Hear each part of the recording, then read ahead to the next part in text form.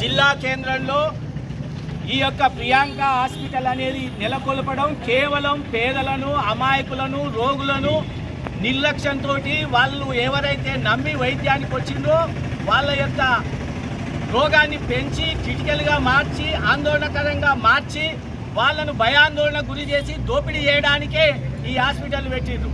ఈ హాస్పిటల్ యాజమాన్యం మొత్తం ఒక దోపిడీ వ్యవస్థగా ఉంది. ఎప్పుడు కూడా ఈడ చనిపోతున్నారు. ఆమెకు ఆ లైసెన్స్ ఉందా, ఆ యొక్క ల్యాబొరేటరీ ఉందా, ఆ కాన్పులు చేసేటటువంటి లైసెన్స్ ఉందా లేదో మనకైతే అర్థమైతే లేదు. ఇంతకు 2 నెలల ముందు తాడూరుకు చెందినటువంటి ఒక పద్మానే అమ్మాయి చనిపోయింది. ప్రతిసారి ఇబ్బంది జరుగుతుంది. ఒకటి పేరు మట్టేసి కాన్పు అది కుట్లేస్తారు. ఇక్కడ దోపిడీ చేసి ఆమె చనిపోయిన తర్వాతనే ఇక్కడ నుంచి తీసుకొని పోవడం జరిగింది. ఈరోజు కావ్య యొక్క చనిపోవడానికి ప్రధానమైన కారణం ప్రియాంక కాబట్టి ఆ డాక్టర్ మీద హత్యా నేరం మోపి అరెస్టు చేయాలి. అరెస్టు చేసి ఈ యొక్క ప్రియాంక హాస్పిటల్ నాగర్ కర్నూలులో శాశ్వతంగా లేకుండా ఉంటేనే ఈడ ప్రజల యొక్క మానపానాలు రక్షించబడుతుంది. కాబట్టి వెంటనే వారిని అరెస్టు చేయాలని చెప్పి డిమాండ్ చేస్తూ ఈరోజు ఆ ప్రియాంక హాస్పిటల్ ముందర మేము ఇక్కడ కూర్చున్నాం. వెంటనే అరెస్టు చేసేదాకా మేము ఆగము. ఆ కుటుంబానికి న్యాయం చేయాలి.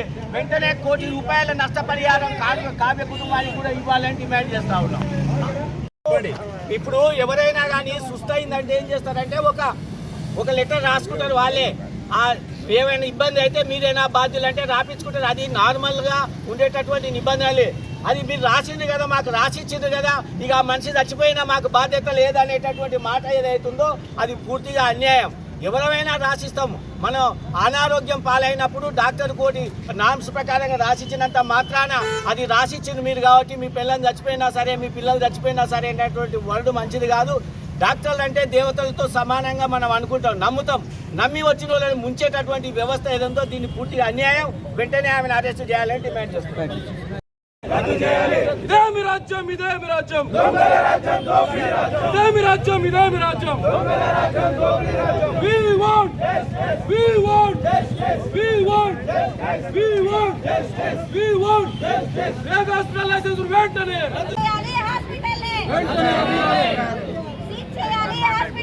వెంటనే సీజ్ చేయాలి. సీజ్ చేయాలి, సీజ్ చేయాలి, సీజ్ చేయాలి.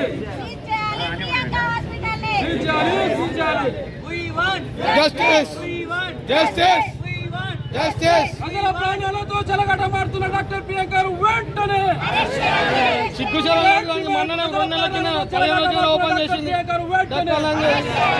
ప్రజల ప్రాణాలతో చెలగటం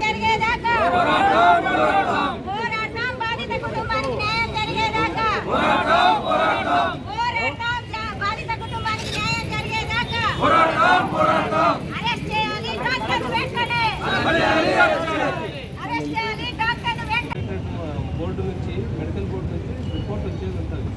అది వచ్చిన తర్వాత ఎట్టి పరిస్థితులలో మేము ఫైనలైజ్ చేస్తాం.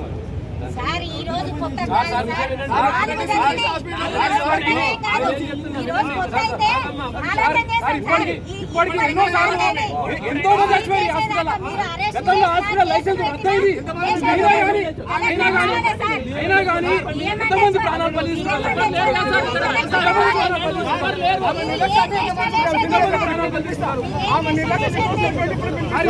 అక్కడికి ప్రజా సంఖ్యలో ఇప్పటికి పదుల సంఖ్యలో బాధితులు చచ్చిపోయారు. పార్టీలకు అతీతంగా, రాజకీయాలకు అతీతంగా పొద్దున్న నుంచి మేము ధర్నాలు చేస్తున్నాము. హాస్పిటల్ పైన గతంలో ఒక అలిగేషన్ ఉంది. ఈ యొక్క హాస్పిటల్ ఆ తల్లి ఆ కాన్పు కోసం వస్తే కంటికి రెప్పలా కాపాడుకునే తల్లి కలుపుకో సంస్థ బిడ్డ చచ్చిపోయింది సార్. కుటుంబ ఇక్కడ ఉన్నదంతా ఒకటే. డాక్టర్ ప్రియాంకను వెంటనే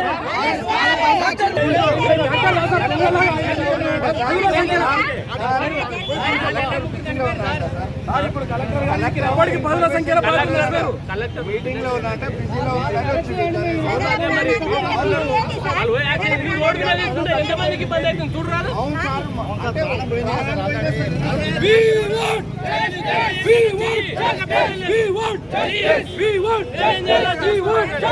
చెప్తున్నా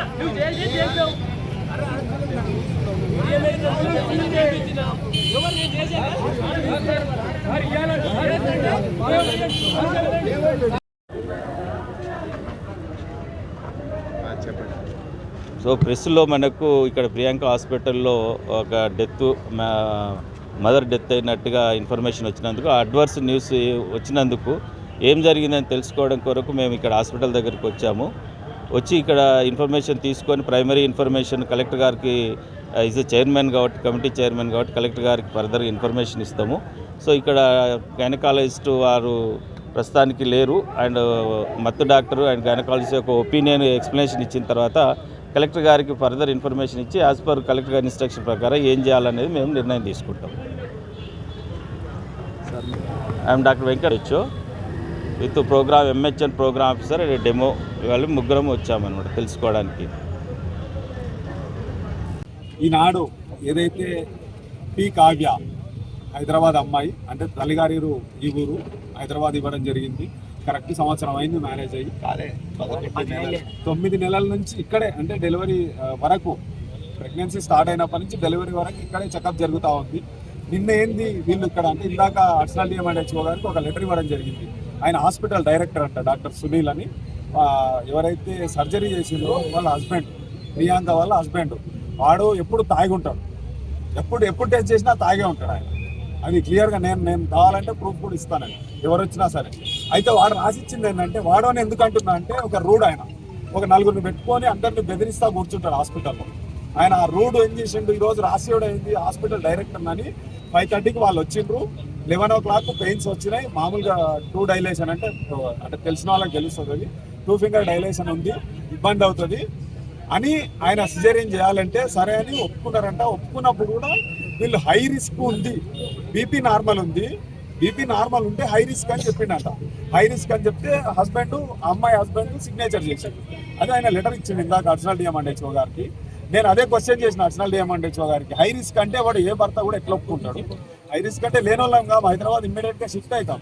ఇంకోటి నార్మల్ డెలివరీ అయితే హై రిస్క్ ఇబ్బంది అవుతుంది అనేది మాట్లాడచ్చు. సెక్షన్ చేయడానికి సిజేరియన్ చేయడానికి ఏ టైం అయినా ఎంతసేపు అయినా ఆపుకోవడానికి అవకాశం ఉంటుంది. 3-4 గంటలు కూడా ఆపుకోవడానికి అవకాశం ఉంటుంది. ఇక్కడ నుంచి హైదరాబాద్ షిఫ్ట్ కావచ్చు. ఇక్కడ ఏంటి పైసలు ఆశకు నిన్న ఒక 1 నెల రోజులు మూతపడి ఉంటాయి. ఏదైనా పైసలు డబ్బులు ఉన్న వాళ్ళు ఇస్తారు. ఇంకోటి ఏంటంటే ఇన్సూరెన్స్ ఉన్నట్టుంది, వస్తాయి డబ్బులు బాగానే. ఈమె ఏం చేస్తుంది మామూలుగా అసలు జనాలకు ఏమాత్రం కూడా అవగాహన లేక వీళ్ళ దగ్గరకు వస్తూ ఉన్నారు. ప్రభుత్వ ఆసుపత్రిలో అత్యద్భుతంగా ట్రీట్మెంట్ జరుగుతూ ఉంది గర్భిణీ స్త్రీలకు. అది వదిలేసి ఇక్కడికి వచ్చి మోసపోవడం జరుగుతూ ఉంది. దాంట్లో మా వాళ్ళు కొంచెం సెన్సిటివిటీ పిల్ల హైదరాబాద్లో సాఫ్ట్వేర్ ఇంజనీర్లు ఎందుకులే అని చెప్పేసి ఇక్కడికి వస్తే వీళ్ళ ఆశ ఏంటంటే మామూలుగా డెలివరీ చేస్తే 20,000 వస్తాయి, 20-30. అదే సిజేరియన్ చేస్తే 1,50,000 దొబ్బుతారు వీళ్ళు. ఈమె క్లియర్గా 1,50,000 దొబ్బుతుంది. ఆ 1,50,000 ఆశపడి అమ్మాయిని చంపింది. క్లియర్గా ఇది మర్డర్. ఎందుకు అంటే హై రిస్క్ అన్నా హై రిస్క్ నుంచి సిజేరియన్ చేయాల్సిన అవసరం లేదా? హై రిస్క్తో సిజేరియన్కి ఎవరు ఏ భర్త ఒప్పుకోడు కాబట్టి ఆమె మర్డర్ చేసింది. ఎందుకు ఆమెకు అంత ఇంటెన్షన్ ఉందో మా అమ్మాయిని మర్డర్ చేయాల్సినంత కోపం ఎందుకుందో అర్థం కాలేదు. ఆమె పుట్ట పిల్లలో లేకపోతే వాళ్ళ చుట్టాలు వాళ్ళ చెల్లెలు ఉంది, ఆమెను చంపుకోనండి, మాకేం ఇబ్బంది, ఎవరితో ఎందుకు? ఈ ధర్నాలు చేస్తున్నారు. ధర్నా ఎందుకు చేస్తున్నాం? న్యాయం చేయమని చేస్తున్నాం. న్యాయం అంటే వేరే వాళ్ళకి ఇట్లాంటి అన్యాయం జరగకుండా. మా అమ్మాయి చనిపోయిందనే దానికి బాధ కంటే ఇంకొకరిని మొన్ననే నెల కూడా కాలేదు వాళ్ళతో కాంప్రమైజ్ అయింది, డబ్బులు మాట్లాడిండ్రు, అమ్మాయిని చంపిండ్రు, మళ్ళీ ఈ రోజు అమ్మాయిని చంపిండ్రు. ఇట్లా ప్రతి నెల ఎవరినో ఒకరిని చంపుకుంటారు. వీళ్ళు ఏం నుంచి చేస్తున్నారు, ఏం చేస్తున్నారు? వాళ్ళకు ఇంతాక మా మిత్రుడు అన్నాడు కొన్ని వర్గాలు ఈ ప్రచారాలు ఎక్కువ ఉన్నాయి వాళ్ళ దగ్గర, మత ప్రచారాలు ఎక్కువ ఉన్నాయి. లోపలికి పోతే మీరు చూసుకుంటే తెలుసుకుంటుంది, మత ప్రచారం ఎక్కువ చేస్తూ ఉంటారు. ఈ మత ప్రచారం నుంచి వాళ్ళకి డబ్బులు వస్తున్నాయి. ఆ డబ్బులతో పాటు డబ్బులకు ఆశపడి ఈ డబ్బులను పాటు చేస్తూ ఉన్నారు. అంటే ప్రజల ప్రాణాలతో చెలగాట మారుతున్నారు. దయచేసి అధికారులు వారి మీద ఖచ్చితంగా చర్య తీసుకోవాలి. వాళ్ళ లైసెన్స్ రద్దు చేసి వాళ్ళ హాస్పిటల్ ఇక్కడ లేకుండా చేయాలని విజ్ఞప్తి చేస్తా ఉన్నాం. ఈ ప్రియాంక హాస్పిటల్లో గత 4 నెలల నుంచి 3 మరణించడం జరిగింది. ఈ రోజు కూడా కావ్యామృతి ఎట్లా చేసినట్టే ఆమె బిడ్డది ఆల్రెడీ చనిపోయిన శవాన్ని ఠాగూర్ సినిమా లాగా డబ్బుల కోసం ఆశపడి హైదరాబాద్ పంపించారు. పంపించి ఇక్కడ హాస్పిటల్ ఇంకోటి ముఖ్యంగా తల్లిదండ్రులకు ఇక్కడ వచ్చిన వ్యక్తులను భయాందోళన క్రియేట్ చేస్తున్నారు. ఆ పేషెంట్ను వీళ్ళు డబ్బుల కోసం లాస్ట్కి, ఎందుకంటే కొంతమంది అధికారులతో కుమ్మకైతున్నారు. ఇలా లైసెన్స్ క్యాన్సిల్ అవుతుంది మళ్ళీ వస్తుంది, క్యాన్సిల్ అవుతుంది మళ్ళీ వస్తుంది. ఏ విధంగా వస్తుందండి? నిన్న దాన్ని హాస్పిటల్ క్లోజ్ చేసిందని ఈ రోజు మళ్ళీ ఓపెన్ చేసిండ్రు. వాళ్ళకి అధికారుల సపోర్ట్ లేకపోతే ఎట్లా ఇదవుతుంది? ఇక్కడ ఉన్న మెయిన్ ఇక్కడ ఏంటంటే కొంత కాంప్రమైజ్ చేస్తారు. మరి ఇక్కడ ఉన్న పెద్ద వైద్యాధికారులు ఏం చేస్తున్నారు, డిఎంహెచ్ఓ గారు ఏం పర్యవేక్షణ చేసుకుంటారు, కొత్తగా వచ్చిన డిఎంహెచ్ఓ గారు కూడా ఏం చర్య తీసుకుంటారో మనకు అర్థమైతలేదు. వీళ్ళు 100% ఇక్కడ వాళ్ళ సహకారం లేకపోతే హాస్పిటల్ మనగడ అసలు సాధ్యం కాదు. దాదాపుగా ఎన్ని కేసులు ఈ నాగర్కర్నూల్ పరిధిలో ప్రియాంక హాస్పిటల్ మీద అయిన కేసులు ఏ హాస్పిటల్ మీద కూడా కాలేదు. మిగతా ప్రైవేట్ హాస్పిటల్ లేవా? వాళ్ళ దగ్గర కూడా జరుగుతున్నాయి. కానీ ఇక్కడ ఇదేంది మరీ ఘోరంగా చనిపోయిన శిశువుని తీసుకొని దాన్ని దొరకపోయి ట్రీట్మెంట్ ఇప్పించి దాంట్లో మళ్ళీ ఏమంటే మా సంబంధం లేదు, మేము లెటర్ ఇచ్చిన అది ఇచ్చినట్టే ఒక బాధితుడికి ఏం చేద్దాం భయాందోళనకు గురి చేసి మీరు తొందరగా తీసుకుపోండి అని లెటర్ తీసుకుంటారు. వాళ్ళు టెన్షన్లో రాసి ఇస్తారు. ఇట్లాంటి చేసి వీళ్ళు ఇది ఒక్కటే కాదు, వేరే రకంగా కూడా వాళ్ళను హింసకు గురి చేస్తున్నారు. 10,000 రూపాయల బిల్లు అయితే వాళ్ళను దానికి ఏం చేస్తారు, దాదాపు 40,000 50,000 బిల్లు చేసి వాళ్ళని హింసకు గురి చేస్తున్నారు. కొన్ని వర్గాల సపోర్ట్ కూడా ఉన్నాయి వీళ్ళకి. ఇక్కడ లోకల్ గా స్థానికంగా కొన్ని వర్గాలు వీళ్ళకి సపోర్ట్ చేస్తున్నారు. ఆ వర్గాలు ఇంటర్నల్ గా కాంప్రమైజ్ చేయడానికి ప్రతిసారి ప్రయత్నిస్తున్నారు. ఏమన్నంటే దాంట్లో వాళ్ళ ఒక టీం దింపుతారు, దింపి కాంప్రమైజ్ చేసి లేకపోతే ఎవరైనా బలంగా మాట్లాడిన వ్యక్తుల మీద వేరే రకమైన కేసులు పెట్టించి వాళ్ళ మీద హింసకు గురి చేసి వాళ్ళ మీద వేరే రకమైన అనేక బాధిత కేసులు చేస్తున్నారు. ఆ వర్గాల బలంగా సపోర్ట్ ఉంది. వాళ్ళు తీసుకొచ్చి ఎక్కడో ఉన్న వ్యక్తులను ఇక్కడ హాస్పిటల్ కట్టించి ఇక్కడ హాస్పిటల్లో ఉంచుతున్నారు. ఆ వర్గాలు ఎవరన్నది, వాళ్ళ ఎన్నికలో ఉన్న అధికారులు ఎవరన్నది, ఈ హాస్పిటల్ను వెంటనే సీజ్ కావాలి. అధికారుల ఎంత ప్రమేయం ఉంది? 100% హాస్పిటల్కు పైన ఉన్న అధికారుల లాలూచి నడుస్తున్నది. వీళ్ళు చేయడం వల్లనే ఇది నడుస్తుంది. అదేవిధంగా వీళ్ళకు సహాయంగా ఉన్న వ్యక్తులు ఎవరెవరు కూడా ఈ కావ్య వాళ్ళకి బిడ్డకు న్యాయం, కుటుంబానికి న్యాయం జరగాలి. వాళ్ళకు 1 కోటి రూపాయల నష్టపరేది. 1 కోటి రూపాయలు అన్నది ప్రామాణికం కాదు, కానీ సరే చనిపోయిన శిశువు రాదు కాబట్టి చేస్తున్నాము. ఖచ్చితంగా ఈ హాస్పిటల్ లైసెన్స్ రద్దు చేయాలని మేము కోరుతున్నాము. ప్రియాంక హాస్పిటల్లో గత 4 నెలల నుంచి ఇది 5వ సంఘటన. ముఖ్యంగా వాళ్ళు 15 రోజులు బంద్ చేసుకుంటున్నారు. 15 రోజుల తర్వాత మళ్ళీ తెచ్చుకుంటున్నారు. వచ్చిన ప్రతి డెలివరీ సిజరీన్ మాత్రమే చేస్తున్నారు. నిన్న జరిగిన కావ్య డెలివరీ ఒకటి, సిజరీన్కు ఎలాంటి పర్మిషన్ లేదు. సిజరీన్ చేయాలంటే ఆన్లైన్లో పర్మిషన్ తీసుకోవాలి.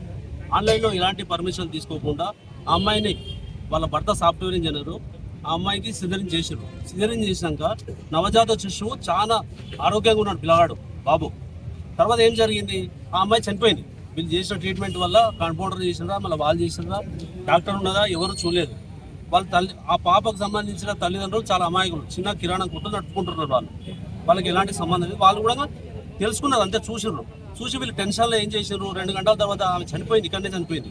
చనిపోయిన తర్వాత ఏమైంది, అంబులెన్స్లో వాళ్ళ సొంత అంబులెన్స్ని ఎలాంటి సెలైన్ లేదు, దాంట్లో ఆక్సిజన్ లేదు, ఎలాంటిది ఏది లేకుండా ఆమె పడుకోబెట్టి హైదరాబాద్ పంపించేసారు, యశోదకు పంపించేసారు. యశోదలో ఆడిపోయినాక ఈమె ఎప్పుడో 4 గంటల కింద చనిపోయింది. ఇప్పుడు చనిపోలేదు, ఇప్పుడు 4 గంటల కింద చనిపోయింది. అక్కడే జరిగింది, ఇక్కడ ఏதாவது జరగలేదని చెప్పి అక్కడ కార్పొరేట్ హాస్పిటల్లో చెప్పడం జరిగింది. ఇలాంటి వారిపై చట్టరీత్యా తగిన చర్యలు తీసుకొని మరొకరికి ఇలాంటి హత్య, ఇది ఏమైందంటే హత్యకు దారి తీసినట్టే అవుతుంది. ఇలాంటి చర్యలు మరొకరికి జరగకుండా మరొకరికి న్యాయం చేయాలని అందరి తరఫున విన్నవిస్తున్నాం. నాగర్ కర్నూల్ ప్రియాంక హాస్పిటల్ అనేది ప్రతి ఒక్కరికి హత్యలు చేసి ఇంటికి తోలిస్తున్నారు. అయితే నిన్న ఉదయము మొత్తము హాస్పిటల్ కు డెలివరీ అని చెప్పి నొప్పులు వస్తున్నాయని డెలివరీ అని చెప్పి తీసుకొని వస్తే 1.5 సేపు టెస్టులు చేసి అంతా ఓకే మంచిగానే ఉంది అని చెప్పి అన్నాక ఆ సిజరీన్ ఆపరేషన్ చేసారు. అసలు మత్తు ఇంజక్షన్ డోసు ఎక్కువ ఇచ్చి చేసారు. ఇంతకు మత్తు ఇంజక్షన్ ఇచ్చే డాక్టరే ఇచ్చిండా లేదా అనేది కూడా తెలియదు. ఇంకోటి, ఈ నుంచి ఇమీడియట్లీ వస్తుంది, ఫిట్స్ వచ్చినాయి, హైదరాబాద్ తీసుకోపోండి అని చెప్పి తీసుకొని పోతే ఆడికి పోయినాక అసలు ఆడ ఏం ట్రీట్మెంట్ చేసిర్రు, ఏంది ఏం కథ అనేది పేపర్లు ఇచ్చిర్రా మీకంటే పేపర్ లేదు. అయితే ఆల్రెడీ 3-4 గంటల ముందే అమ్మాయి చనిపోయింది కాబట్టి ఏం చేయలేము అని చెప్పి అన్నప్పుడు ఈ ప్రియాంక హాస్పిటల్ మీద చట్టరీత్యా చర్యలు తీసుకొని DHPMO వచ్చి సీల్ చేసినంత వరకు, హాస్పిటల్ సీల్ చేసినంత వరకు మేము ధర్నా విరమించాము. కాబట్టి మా అందరికీ ప్రజలు, పోలీసు వాళ్ళు అందరు సహకరించి మాకు ఇంకొకరికి నాగరికన్నులా ఈ విధంగా అన్యాయం జరగొద్దని చెప్పే ఉద్దేశంతో మేము ఈ ధర్నా చేసాం.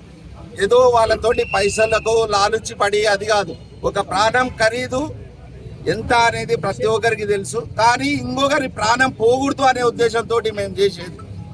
అందరూ సహకరించగలరని మనం. మాది శ్రీపురం గ్రామం. అయితే ఇంతకుముందు మేము చాలా రోజుల తర్వాత ప్రెగ్నెన్సీ కన్ఫామ్ అయింది. కన్ఫామ్ అయిన తర్వాత ప్రియాంక హాస్పిటల్కి వచ్చినాక ఫస్ట్ స్కాన్ తీసిండ్రు. స్కాన్ తీసిన తర్వాత ఇప్పుడే అర్థం కాదు, నెక్స్ట్ స్కాన్కు చెప్తానని చెప్పిన తర్వాత ఇక్కడ స్కాన్ తీసిండ్రు. స్కాన్ తీసినాక మళ్ళీ సరిగా కనపడకపోతే విహాన స్కానింగ్ సెంటర్కు పంపించిర్రు. ఆ స్కానింగ్ తీసి ఇక్కడికి వచ్చినాక ఇట్లా అయింది, ఏం చెప్తారో అని చెప్పి మళ్ళీ వచ్చినాం. మేము స్కాన్ తీసుకొని రమ్మని చెప్పినాక వచ్చిన తర్వాత ఏం చేసారు, స్కాన్ చూసిండ్రు. వాళ్ళు చూసి ఏం చేసింది, మేడం లేదు సార్ ఉన్నాడు అని చెప్పిండు. ఆమె ఉన్నది కానీ సార్ని తోలిచ్చారు తోలిచ్చినాక ఇది ట్యూబ్లోకి వచ్చింది, ఒకవేళ ట్యూబ్ ఇట్లా పగిలిపోతే ప్రాణానికి కూడా ఇబ్బంది అవుతుంది, పెద్ద ఈమె కూడా మీరు తొందర హైదరాబాద్ ఉండి అని చెప్పిండ్రు. హైదరాబాద్ పోయినాక ట్యూబే తీసేసారు ఏకంగా. ఈమె ఫస్ట్ స్కాన్ సరిగా తీసి చెప్పినట్టేనేమో ఏదో మెడిసిన్ ద్వారా తగ్గుతుండే, అట్లా లేకుండా ట్యూబే తీసేసారు మామది. ఇట్లా జరిగింది. ప్రాణంతో ఏం అవసరం లేదనుకుంటేనేమో వీడికి రావచ్చు, మంచిగా చూసుకోవాలనుకుంటే వేరే హాస్పిటల్కి పోవచ్చు. ఓకే. చచ్చిపోతున్నారు కాబట్టి ఆమె మీద క్రిమినల్ యాక్షన్ కింద అరెస్ట్ చేయడం ఒకటి. రెండవది దీన్ని సీజ్ చేయాలి. ఈ రెండే మాకు కావాల్సింది. ఓకే, థ్యాంక్ ఈ కేసులో మాకు ఇంతవరకు కంప్లైంట్ రాలేదు. కేసు కంప్లైంట్ ఇస్తే డెడ్ బాడీ పోస్ట్ మార్టం చేసేస్తాం, దానికి లీగల్ ప్రొసీజర్ ఎట్టుంటే చేస్తాం. అరెస్ట్ చేయాల్సి వస్తే పక్క 100% అలా చేస్తాం. అందుకనే మీకు ఒకటి మేమైతే పార్టీ నుంచి ఒకటి ఇచ్చినాం.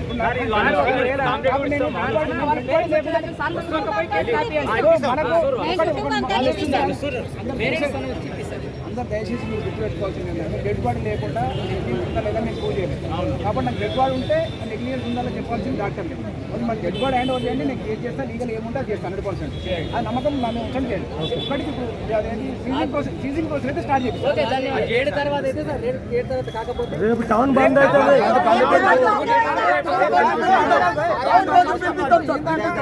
7 గంటల వరకు బంద్ సీజ్ చేయకపోతే రేపు టోటల్ బంద్ చేసి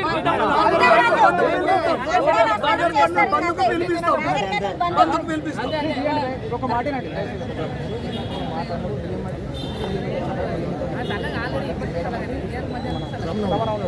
వాళ్ళ ముందు నేను సీజ్ చేస్తామంటే మాత్రం బయటకు వచ్చాను. కాబట్టి దాంట్లో ఏముంటే నేను మాట్లాడతాను. ఓకే, ధన్యవాదాలు. ఆ ముడి మీద కంప్లీట్ వద్దండి.